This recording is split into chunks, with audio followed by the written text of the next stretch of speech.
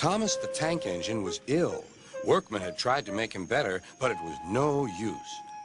Edward must take you to the works, said Sir Topham Hatt. Thomas felt very miserable. Then Sir Topham Hatt spoke to Duck. I want you to help Percy and Toby while Thomas is away. Duck was delighted. He already knew Percy and soon made friends with Toby and Bertie. Terence the tractor gave him a big welcome, too. Take care of Thomas's coaches, he advised. He's sure to miss them while he's away. Duck was very gentle with the coaches. Annie and Clarabelle were impressed. Such nice manners, they told each other. It really is a pleasure to go out with him.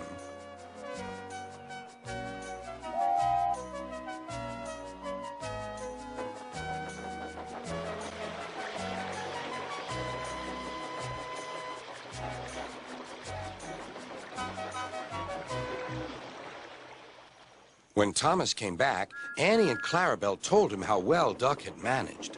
Thomas was so pleased to be home that he soon forgot to be jealous.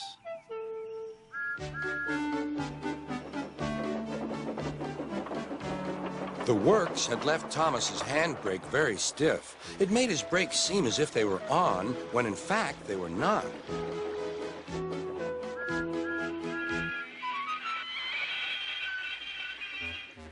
As a result, he and his coaches often overran the platform. Thomas found this most embarrassing. Gradually, his driver and firemen learned to be extra careful. But one day, Thomas's fireman was ill, and a relief man took his place.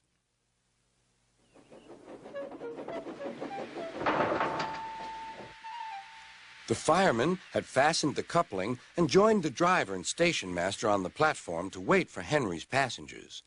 The fireman had forgotten all about Thomas's handbrake. Thomas simmered happily. Not long now, he thought, as he saw Henry slowly approaching. But Thomas's brakes were not on. And suddenly, he felt his wheels begin to move. He tried to stop, but he couldn't, without his driver and fireman. He tried to whistle a warning, but he couldn't do that either.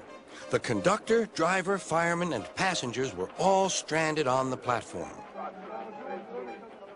"Stop! Stop!" shrieked Annie and Clarabelle. But Thomas, with plenty of steam, kept on going. The alarm went down the line. "Stop the Runaway!" There, ready for action, was Harold the helicopter.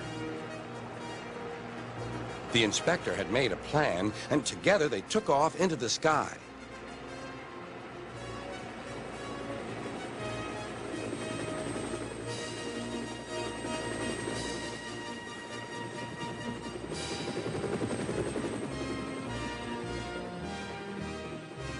At last, Thomas was tiring. "I need to stop! I need to stop!" he panted wearily. As they neared the next station, Thomas saw Harold land.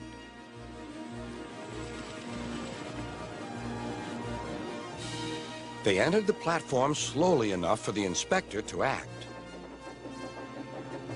Judging his moment, the inspector scrambled into the cab and screwed the brakes on.